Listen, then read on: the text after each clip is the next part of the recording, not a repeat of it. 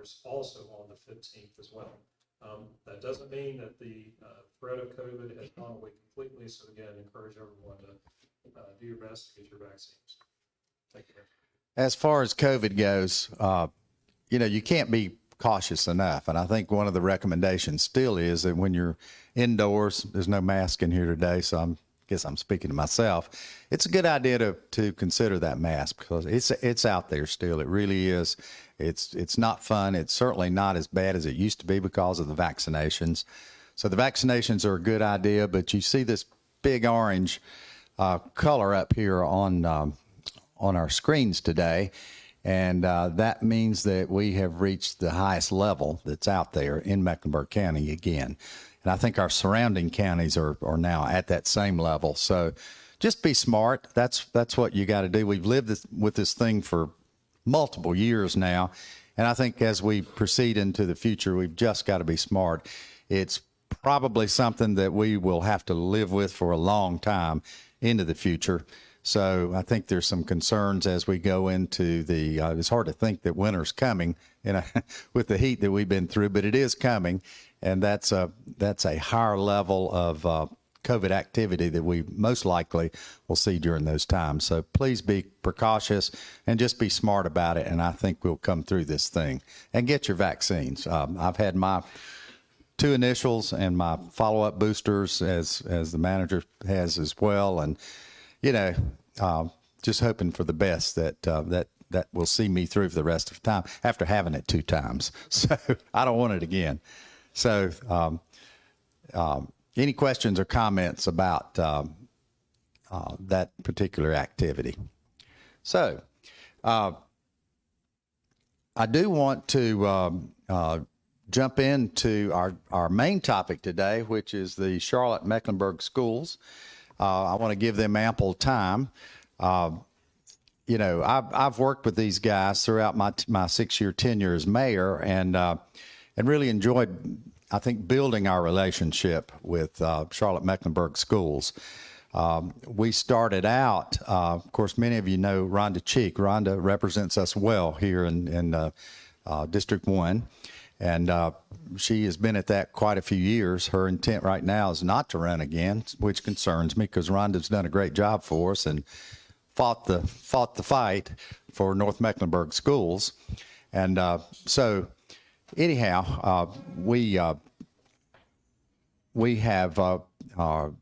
find ourselves in a position coming out a couple of years ago of our Educational Opportunities Task Force, which was a fabulous committee that happened a board or 2 ago.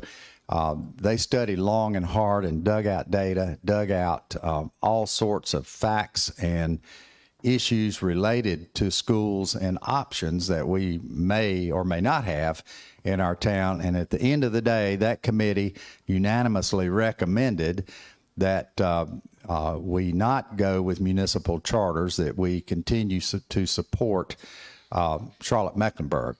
That was the best course of action. So that's where after their input, that's where we started traveling, and that's where we started building our relationship. And it was the right thing to do at the times. I'm not sure any town our size has any business running a municipal school system. It's not cheap. It really isn't. And we have great schools in our town. That's the rest of the story. Could they be better? Heck yeah, they could. And any feedback y'all would like to provide our school officials that I'll introduce in a moment, please do that today. Hopefully we can have an open, constructive discussion about anything's on your mind. I know I've already warned them that we're all concerned about overcrowdedness in our schools. Some of you are concerned about the size and the mass of CMS itself and how they can do a quality job and be so big. That's something they'll probably talk about as well. So they do a lot of good things. And yeah, there's some things they could do better. And make sure they're aware of your thoughts about that. And, I think they're up for a challenging discussion. But we're very fortunate to have our school board chair, Lise Dashew, right here to my left, and we'll introduce her. We have our interim superintendent, Mr. Hugh Hettenbaugh, and this is my third meeting with him. We had lunch a while back, and also with Elise, and we also had basically this same group at our town board meeting last meeting.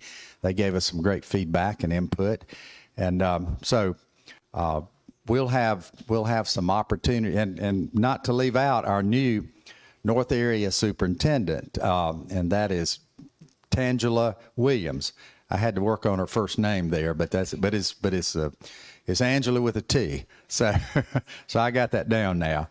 But thank y'all for being here, and I'm just going to hand the mic over to you and let you take off. And if you'll provide a little opportunity for questions, it's open dialogue. So if something hits you while they're speaking, we're not so formal that you shouldn't raise your hand and go ahead and ask. So, Madam Chairman, are you first? Sure. All right, thank you. All right. Well, thank you very much. And so hello to everybody in Facebook land. And I love seeing so many people in the room to talk about our schools and engage with our school issues. I do want to acknowledge Mayor Washam, under your leadership and your town manager, Mr. Grant. Our partnership has really been, I feel like it's a model for a lot of the municipalities around the county, and it's a high priority for me. And I just want to thank you for your leadership there. It only benefits our students. So thank you. Kids, right? That is it. It's all about the kids. It's all about the kids. And then of course ripple effect is business and economy and our future workforce. I'd also like to acknowledge some other partners in the room, Representative Bradford and Commissioner Cotham. So thank you for your partnership. Certainly our public schools cannot do it alone, especially the way things are set up in North Carolina, where we do not have our own funding. So we rely on the state and the county for the funding, and the federal government, of course. Really, I'll just speak very briefly before I hand this off to the very capable professional and experts who are here to speak to you about the business of our schools. But I'll just share update from my standpoint on the board. We are very, very focused on student achievement this year. Our kids have a lot of ground to catch up from all the disruption of COVID. And so we've worked very hard as a board to eliminate distractions and get really clear about priorities. And we've handed off some pretty simple, clear priorities to our superintendent that he is operationalizing to bring student achievement up to where we need it to be for our students to succeed and thrive in life despite this historic disruption that we've all survived together.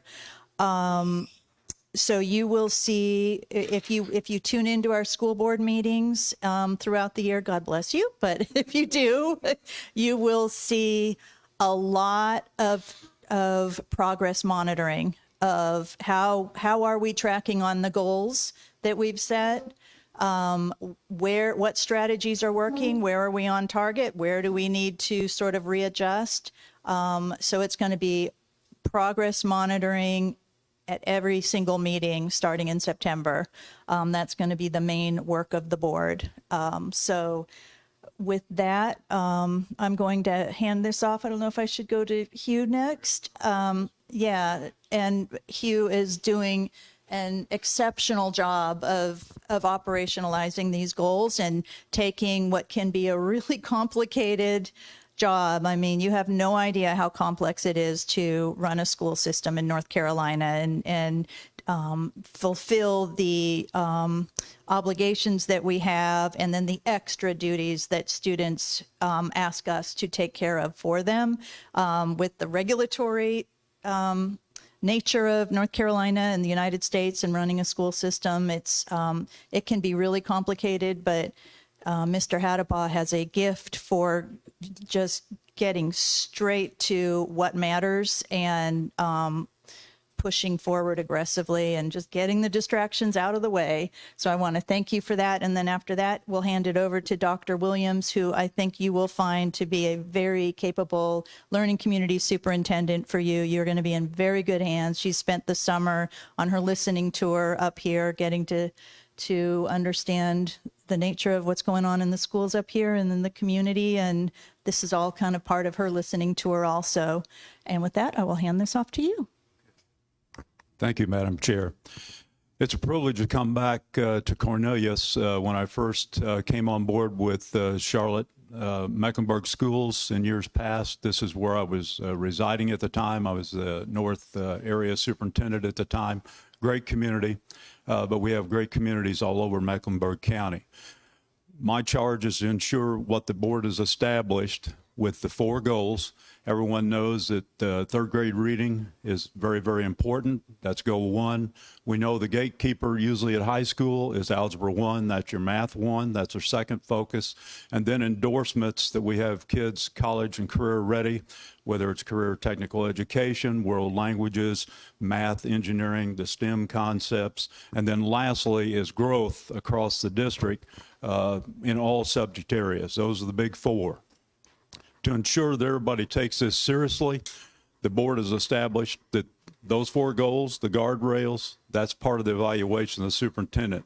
To ensure that's carried forward, it's a waterfall from the superintendent to Dr. Williams seated here and our other area superintendents, the principals, down to the classroom.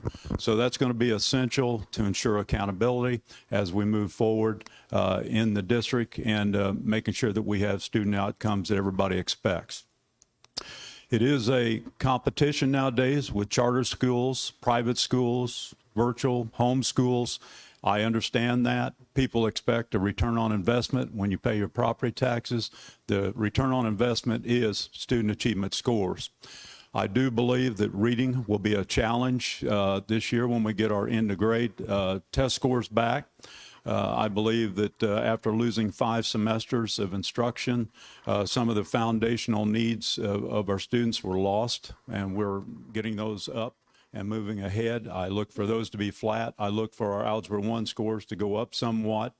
People need to keep in mind that 8th graders, about 31% of our 8th graders take Algebra 1 as 8th graders and are not part of the scores that you see when we're talking about Math 1 in the 9th grade. Those kids will go on and take AP Calculus as juniors and be the young people that are going on to engineering and so forth. Lastly, the learning communities, we've gone back to 9 so that they have fewer schools to manage. There's no way that an area superintendent can effectively manage up to 30 schools, which that's what we had in many cases. Some cases, I think 35. We're down to 14 to 15, and in some cases 20.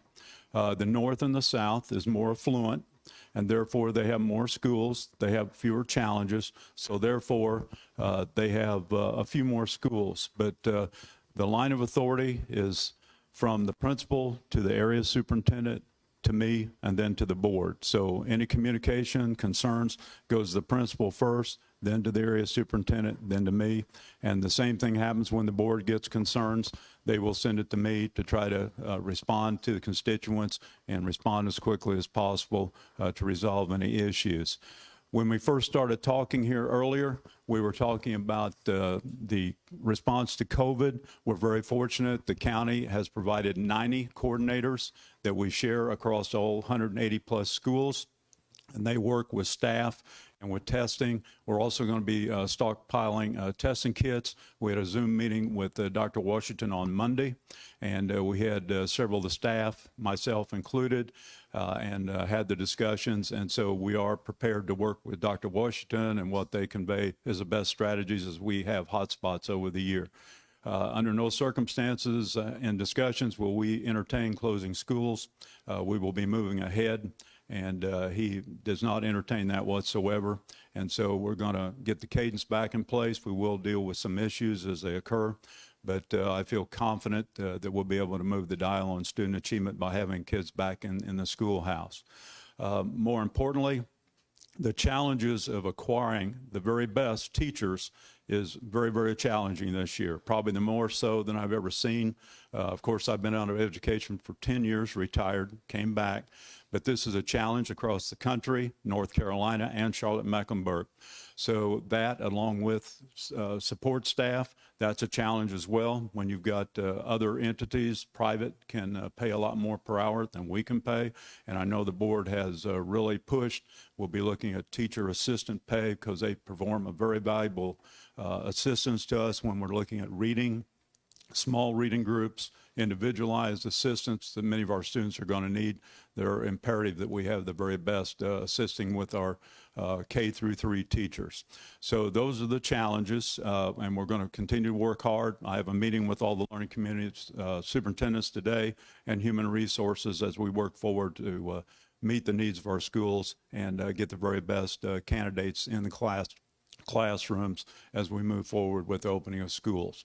But at this time, I'll turn it over to our area superintendent, let her give a brief overview where we're at there, and then I presume it's time for questions or any other concerns you might have. Before you turn it over to you, let me just ask you to jump up to a 30,000-foot level, and you're not new back on the scene, Sure. but sort of new.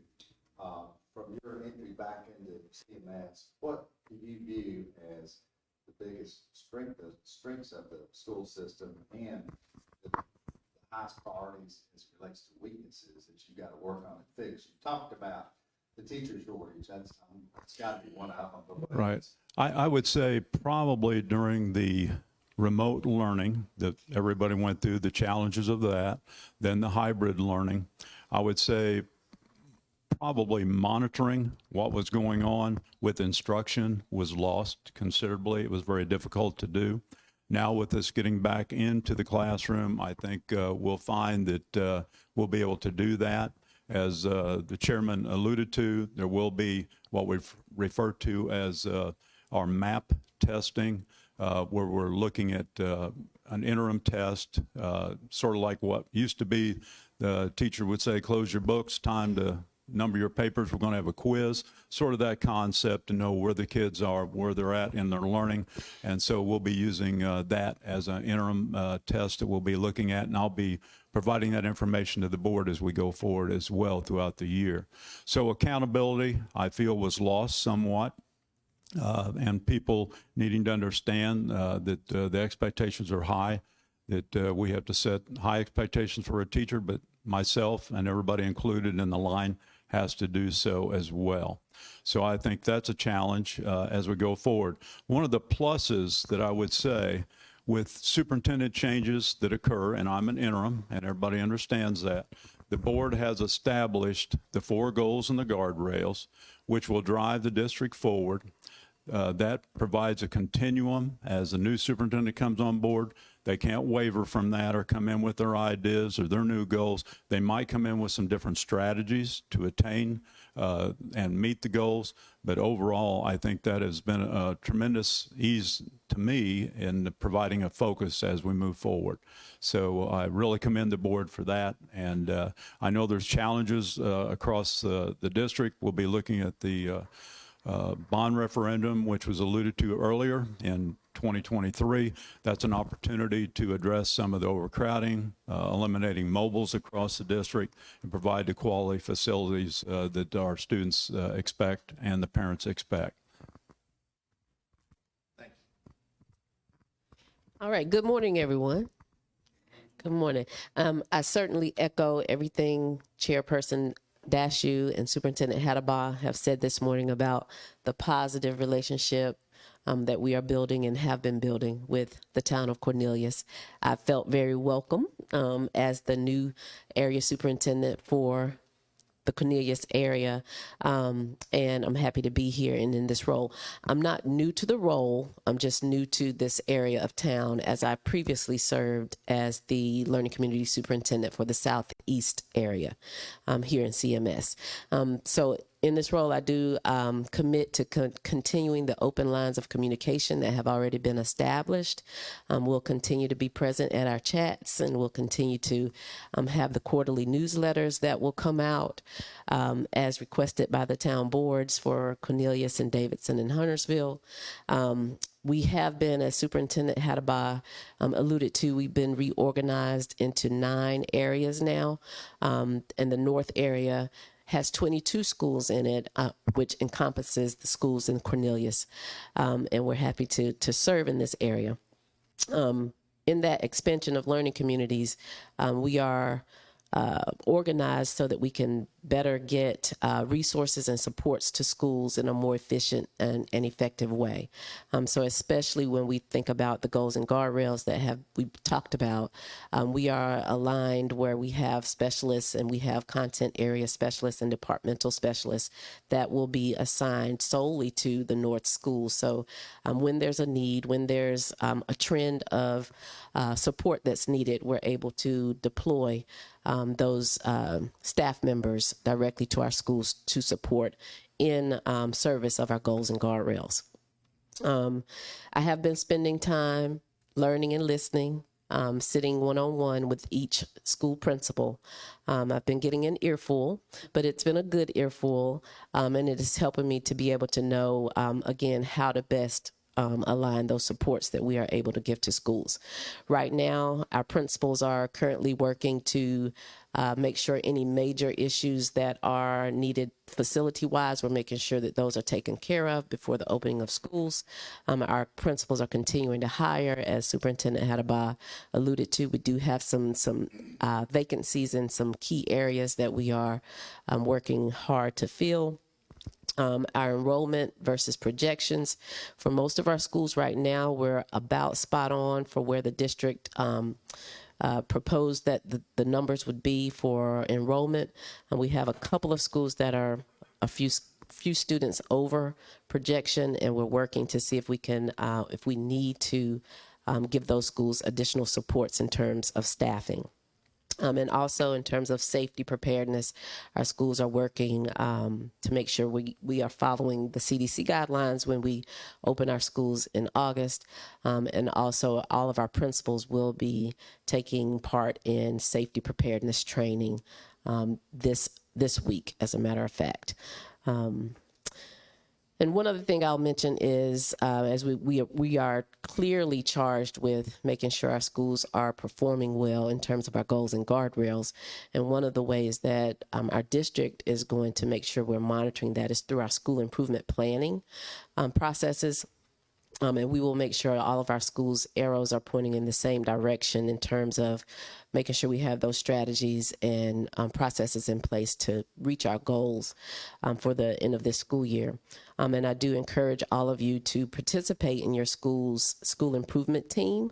Every school will have a school improvement team, and there should be some elections that are happening close to the start of school. So please, if you don't hear about that, contact your school's principal and find out how you can become involved, because we need your support as we work towards everyone working for our school improvement planning towards our goals. So that's the overview I'll give, and we'll open it up to you.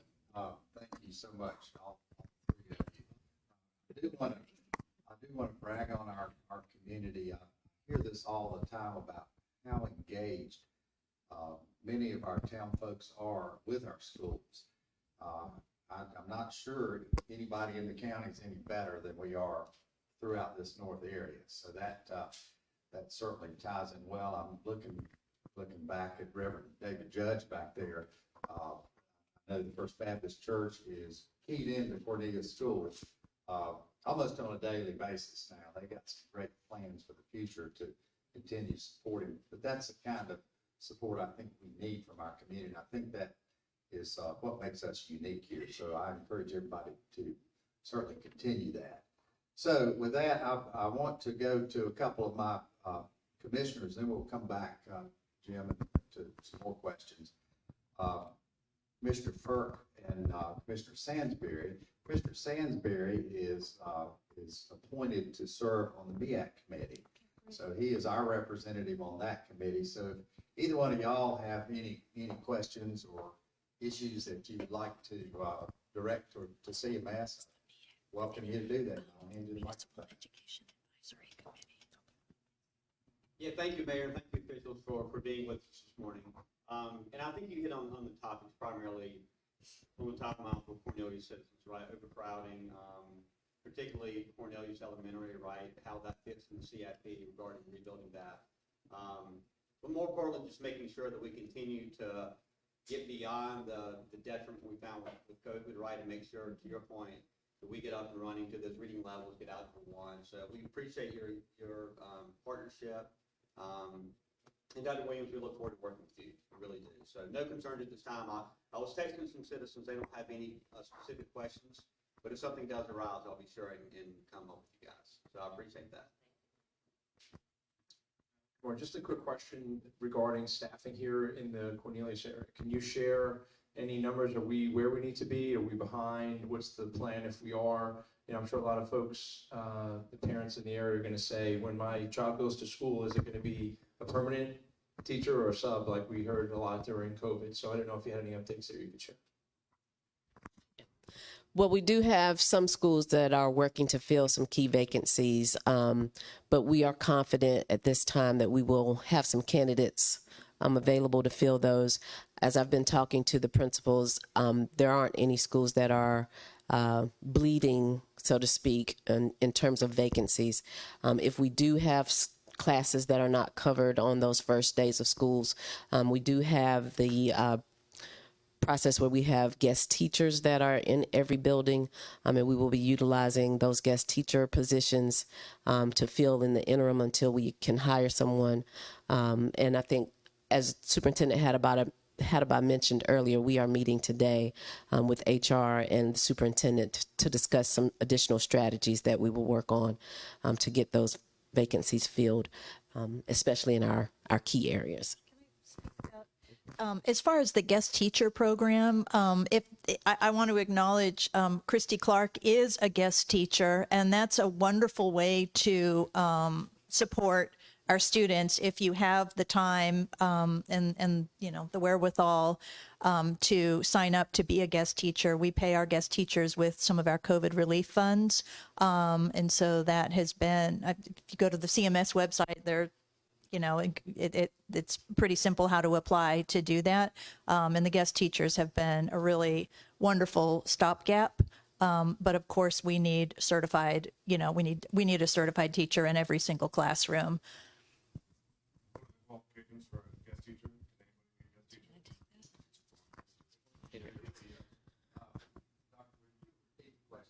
Okay, the question was, what are the qualifications for a guest teacher? You do need to have a 4-year degree to become a guest teacher. That's it. Yes. Yes. Sorry, guys, I do have one more question. So regarding staffing, I know last year there was an issue with bus drivers, right? Some transportation issues. Is there a plan in place to address that, to correct that, and possibly amend that if that doesn't occur?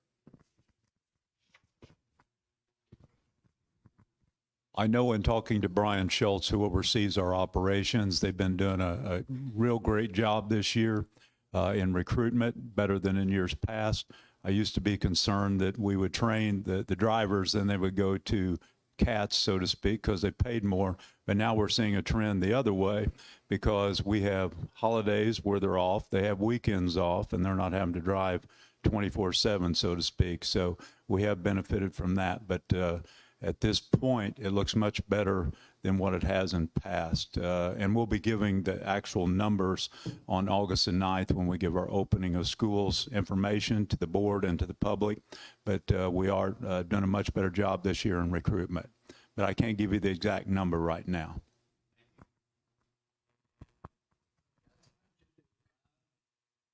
You might not believe it or not, but at one time I was a junior high school student. High school student.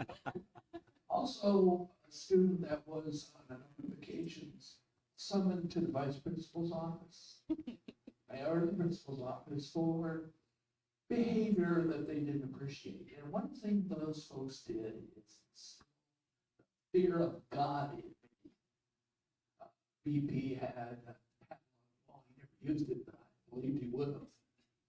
I now have two granddaughters. One who just finished teaching 7th grade math at Quail Hollow Elementary. She was a strong woman. I have another granddaughter who's teaching in elementary school. I'm not sure exactly what grade, but both of them had the complaint. One left for it, the other is looking to leave. The lack of respect by the students for the faculty.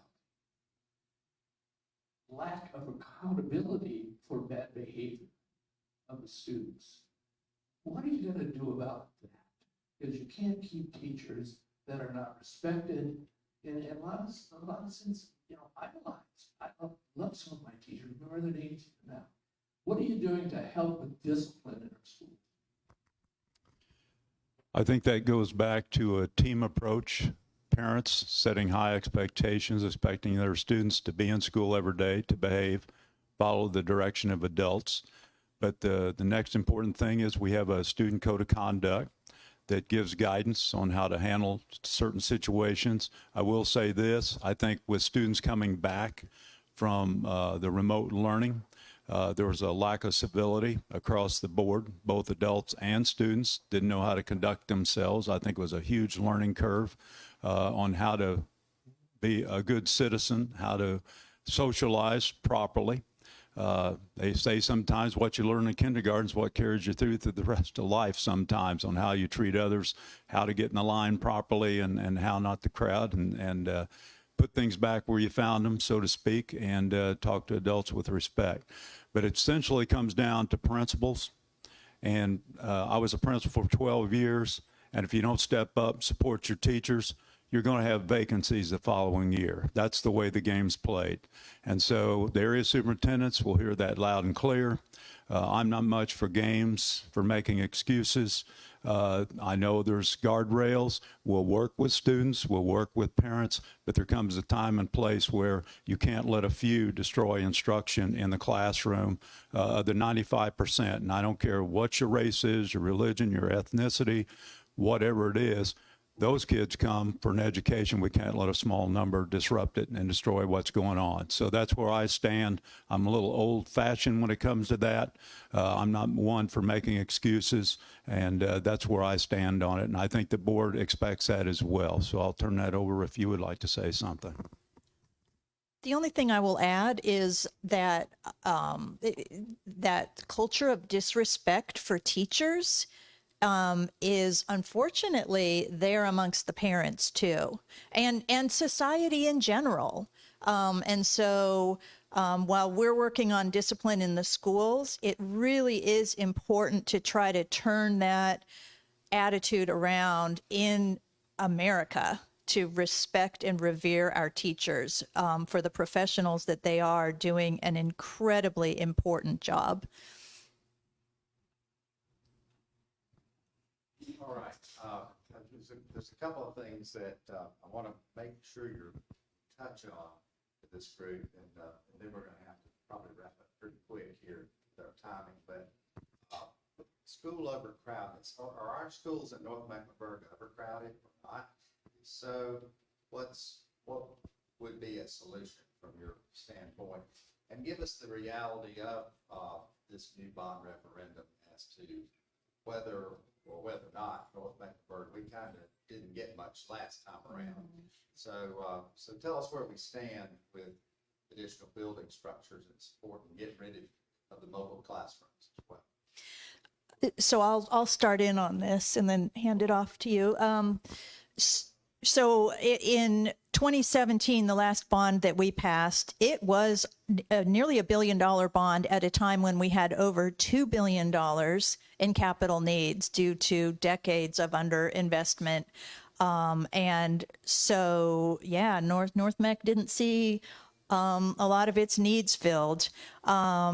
Since then, we have created the Municipal Education Advisory Committee, as the mayor alluded to, and you've got a representative from Cornelius, and we've worked really hard to kind of share the process and include our municipal partners in the process of what it takes to assess the need and then build a project list and then carry out a bond.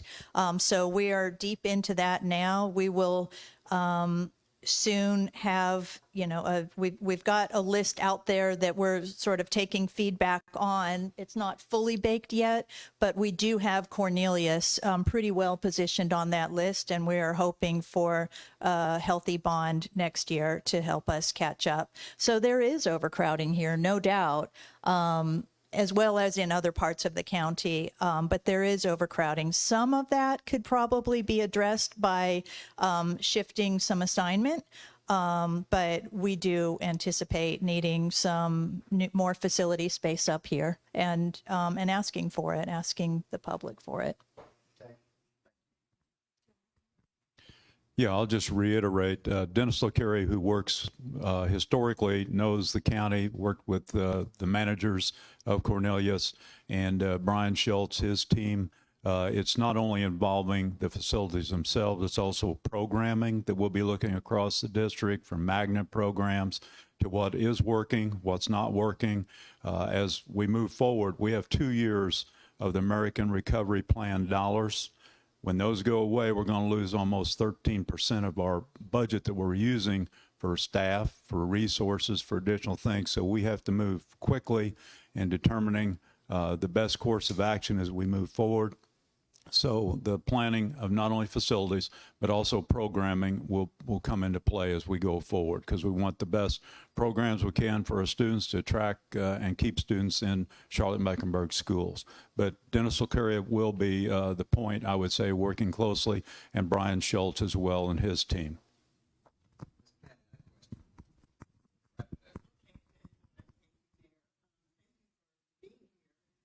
I did want to ask a question, Dr. Tangelo. Could you tell me your last name again? Williams.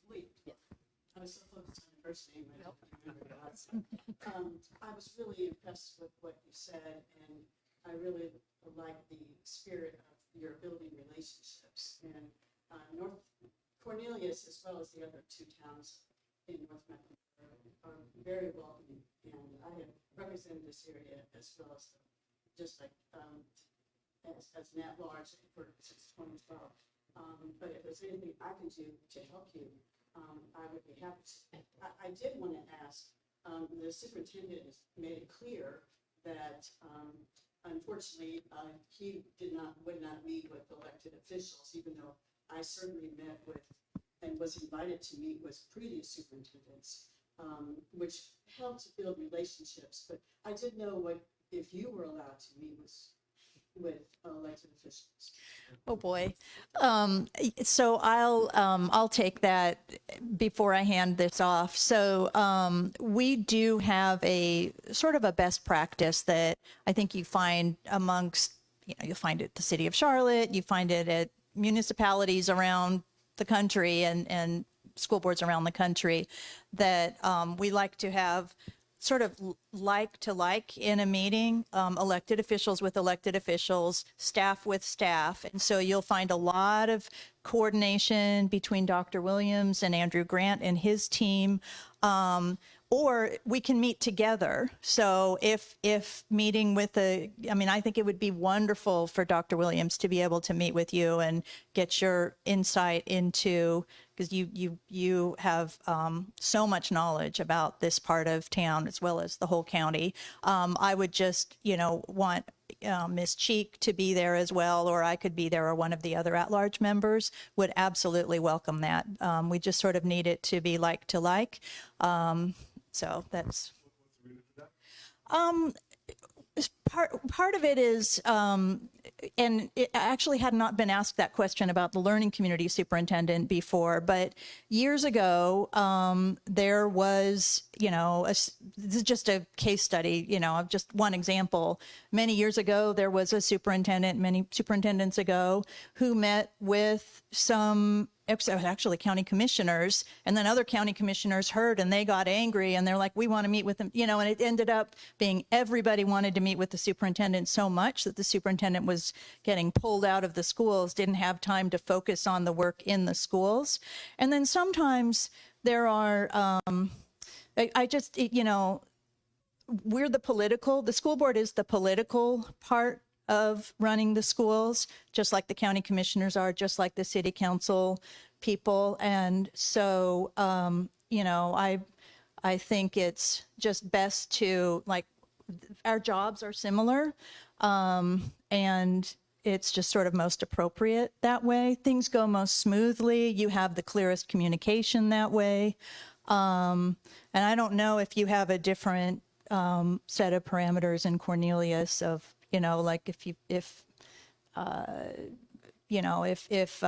had a school board member who wanted a lot of Mr. Grant's time, and, you know, if that would be welcomed or not, or if you'd kind of want to say, well, let's meet with the town council members together with Mr. Grant, or, you know, so it's all about best use of time when there's such critical work to be done in our schools. I would just ask you to consider your funding partnership with the state and the county to possibly at least one time a year. And I can tell you, when I met with previous superintendents, I was very proud when Ian Clark called me and asked for my help with a federal issue because I had built relationships with our federal representatives, and I was able to help her with a visa problem with international students because Representative Pittenger in turn connected with the senators and got that problem solved, and that was only because of the relationship. So I just ask you to think about that, and maybe even just granted maybe one time a year to your federal, to your funding partners. Thank you. Right. So, I don't know, you have anything very quick to add, please? I will only say that relationships, I 1,000% agree, relationships are key. Problem solving together is key. Combining our networks is key. And so we welcome that. There's a lot of input that I do think that folks in this room actually would have for you that are related to a variety of subjects, from curriculum to facilities to, you know, quality of education to safety and all that. So, you know, I think the more dialogue we can have, the better off we'll be in an appropriate, constructive way. So anyway, thank you all very much. I don't want to cut off a great discussion, but we do try to hold this to an hour. I know y'all, particularly Hugh's got work to do. So anyway, we will end this part of our program. If some of you could stay around for a couple of minutes, some folks may want to have some quick questions, individual questions for you. I can stay, and please invite me back. If you've got anyone in the room, if you've got an event that you want me to show up at, or if you just want to have a coffee meeting, I am always happy to come up and listen and learn about what I need to know in Cornelius. Thank you. Thank you so much. I think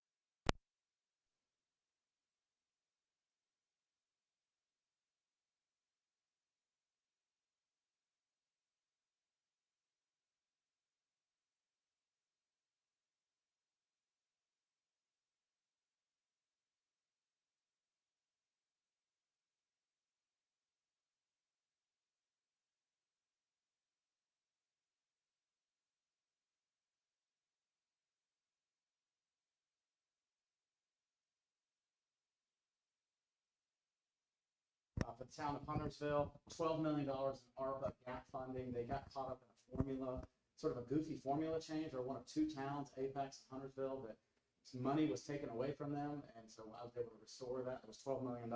We also got them $600,000 for some HVAC needs at the Aquatics Family Center. And then the Aspire School, which is a school for individuals with autism, we were able to secure $1.1 million.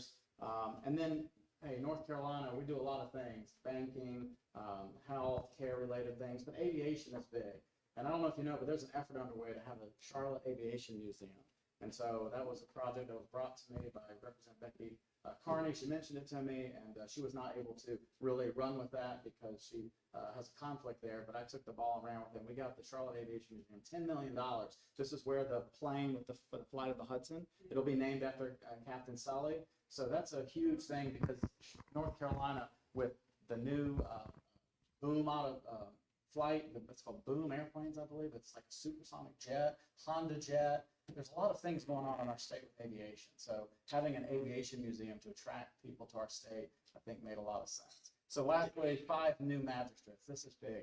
Magistrates. We've needed magistrates for the county. We have 5 new magistrates for the county. Pat, whatever help you can give us, one of those we really want to be, I have no ability to tell the county where to put them, but what I will tell you is it's sort of a known thing that Davidson, Huntersville, and Cornelius, we've all joined to say, please give us a magistrate for the north. We have begged for that for probably 20-some years, and we do have a meeting this week with Judge Trosh. So, Pat, if you know her, give her some encouragement. Yes.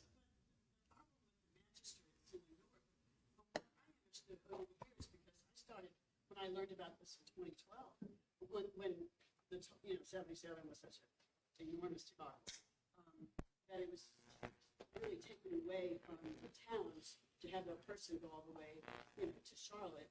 But I learned then that the state required that you had to have 5 to cover all ships, and you couldn't just have 1. And then I suggested, well, can we just have a magistrate like Friday night, Saturday night? Yeah, we'll know more about that this week. So, Yeah, we'll call on you if we need to. Thank you. And our DA Spencer Merriweather supports some help for the north, and it's more than just our towns. It's people living in the university area. They can come north to see a magistrate. And then just lastly, if you're interested, when I'm in Raleigh, I was a tour guide in college. I give a dang good tour. So if you'd like to see the tour of Capitol, it's really, look, this job is very spirited. I still pinch myself every time I get a chance to vote. It's important to me. So if you want to take a trip to Raleigh, just schedule with my office. I know, Karen, you've done that. And a few others. The town has come up there. Now, granted, I haven't given you a tour, but you've made the trip. It's not that bad to make that trip. It's doable. And I'd be on my honor to give you a tour of the Capitol and the chamber. I enjoy doing that. So anyway, it's an honor to serve you. So thanks for having me. Thank you, John. So I am currently getting the hook from Maylin. I think we've hit our limit, but we've had a great session today, and thanks again to Charlotte-Mecklenburg and your willingness to come and update us on schools. We greatly appreciate that. All of the rest of you, we do have a town board meeting tonight. It begins at 6 o'clock in the Assembly Room at Town Hall, so you're all welcome to turn out and be there with us, or you can tune in online as well. So thanks for being here today. Thanks for all of you watching. We again apologize for our delayed start, but we'll be back here the first Monday or Tuesday. Am I right, Andrew? Oh, first Monday in October is our next one. So anyway, more to come on that. Watch your social media, and we'll give you some instructions on that as well. So great topics ahead for the rest of the year. So thanks, everybody. Have a great day, and we'll see you soon around town. Thanks.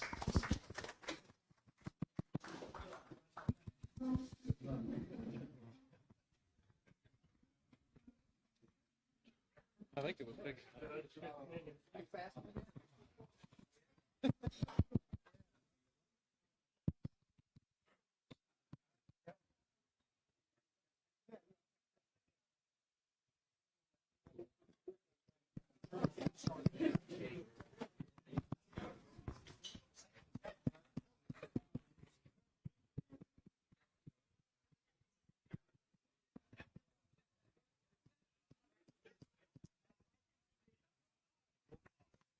Made it.